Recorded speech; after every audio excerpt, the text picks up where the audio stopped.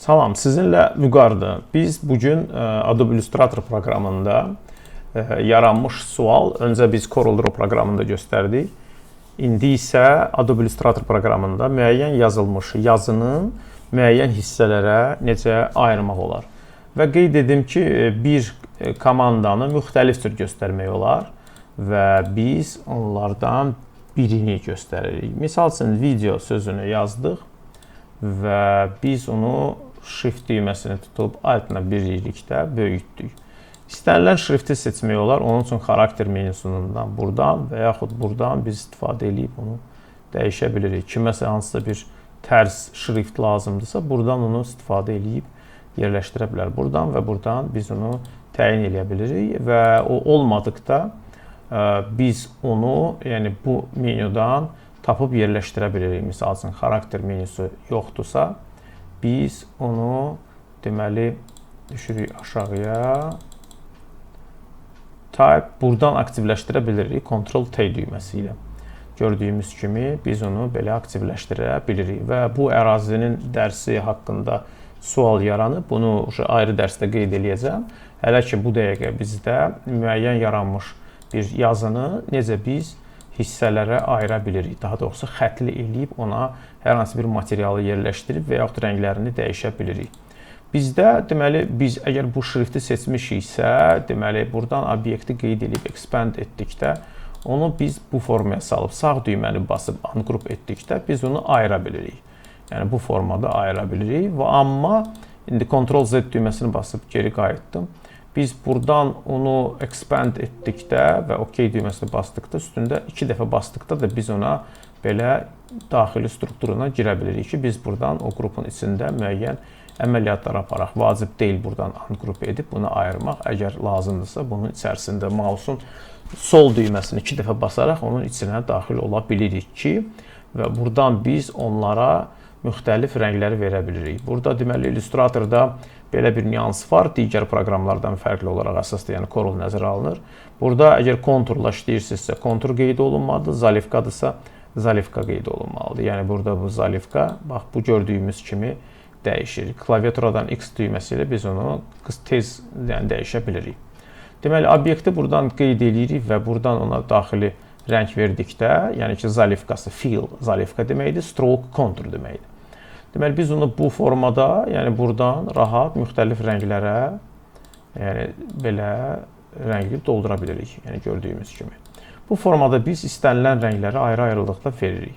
Sual yaranırsa ki, bəs yaxşı, mən burada bu sözü yenə də qeyd edirəm, video, deməli, bunu da buradan shift düyməsi ilə tutub belə dartıram, tutaq ki, qoydum bura.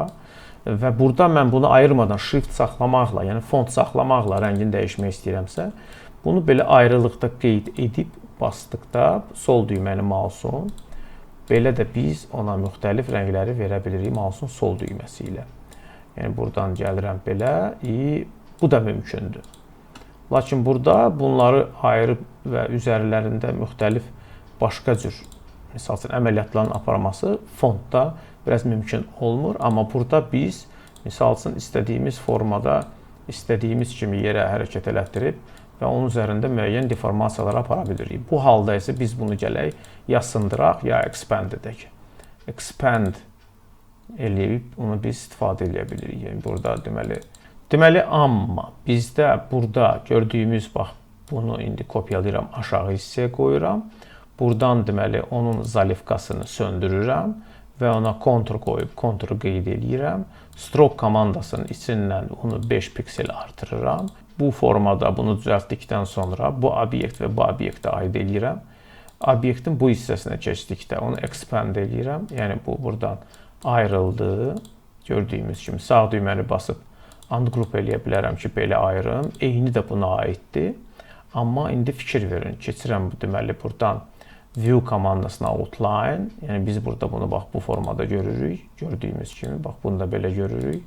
Buradan çıxıram. İndi bunu qeyd eləyəndə, buradan keçirəm, eləyirəm expand, deməli bizim bu obyekti. Bu obyekt də burada eyni ilə sağ düyməni basıb ungroup eləyəndə, yəni bu belə ayrılır, gördüyümüz kimi. View komandasına outline baxanda xətt görürük. İndi fikir verin, xətli görürük, çünki bu xətt və onun öz qalınlıq var. 5 piksel qoyduğumuz. Buradan girib, buradan path komandasının içinə girəndə, buradan outline stroke-u bu halda biz istifadə edirik. Sol düyməyə basanda bu təbii olan buradakı bizim komandamız ki var. Bax, bu gördüyümüz qalınlıq avtomatik olaraq yaranır. Çünki biz buradan müdaxilə edəndə bunun xəttinə biz buna belə müdaxilə edə bilirik. İndi isə buradan qeyd etdikdə biz hərfin özünə belə müdaxilə edə bilirik.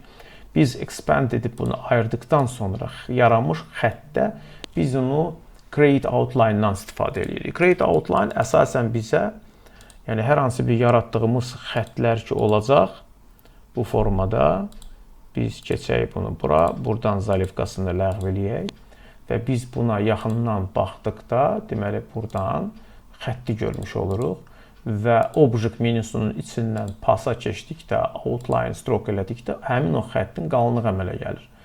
Yəni xətt boyu obyektə dönür ki, biz onu orta nöqtəsini itirmiş halda buna müəyyən deformasiyalara müdaxilə edə bilirik. Unutmayaq ki, misal üçün bəzi insanlar hər hansı bir gül çəkmək istədikdə, yəni mən adətən hər hansı bir xəttə müdaxilə eləyəcəmsə, gəlin bunu silək, bir dəfəlik bunu ləğv eləyək və bunu qara eləyək.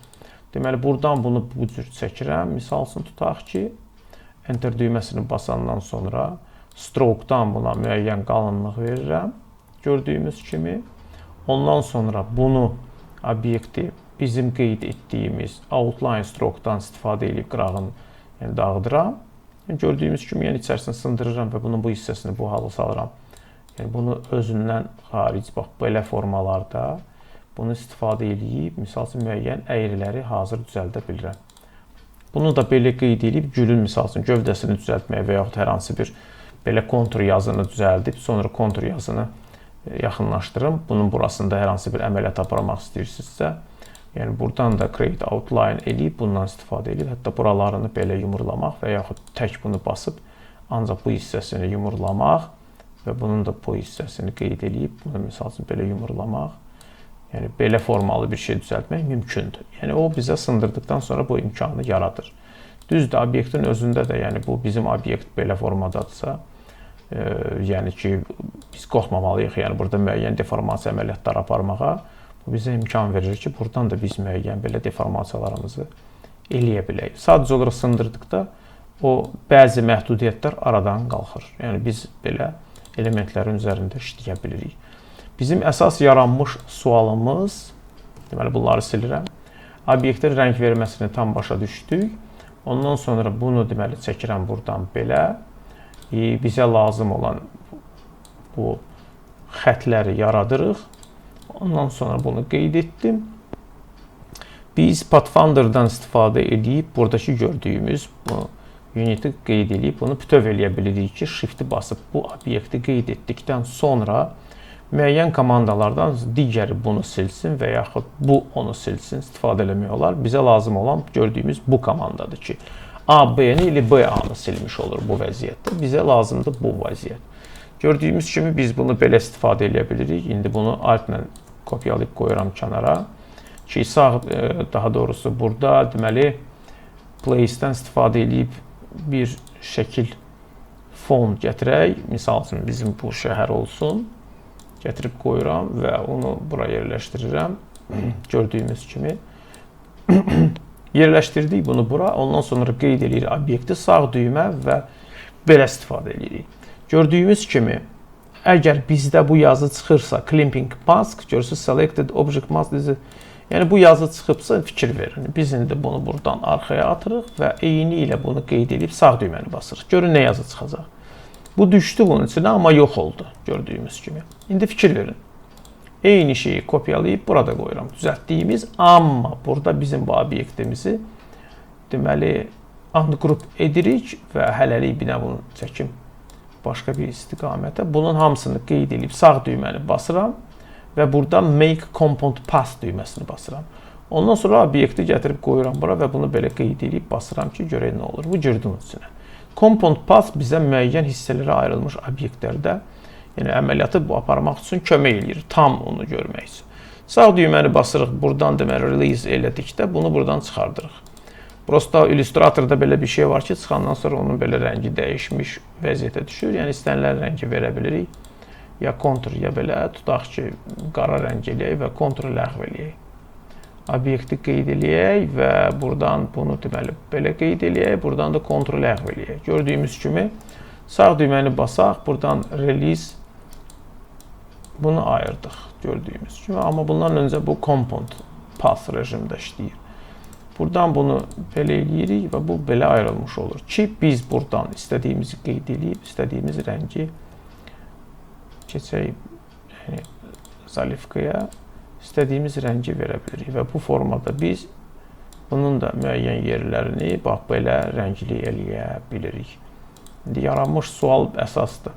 Xətləri necə yaratmaq idi burada. Yəni bu formada biz istədiyimiz rəngi verə bilirik və yaxud istədiyimiz kimi bunu ya belə, ya da ki bunları ayrı-ayrı etdikdə bunların içinə biz çünki hansı elementlə bunu edəcəksə, tutaq ki bu elementlə bu elementi edəcəksə, onda o həmin elementə aid olacaq. Yəni bura aid olacaq.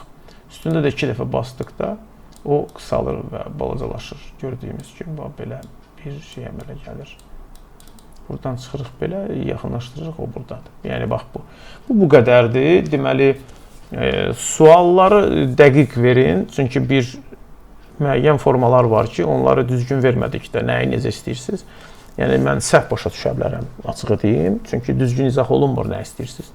Ona görə də bu qədər. Deməli, bu qədər. Əgər bəyəndinizsə like edin, dəstəkləyin. Biz də sizin üçün videolar yaradaq və sizinlə paylaşaq. Maraqlı olan suallarınızı verin. Onun videosunu yazaq və sizə təqdim edək.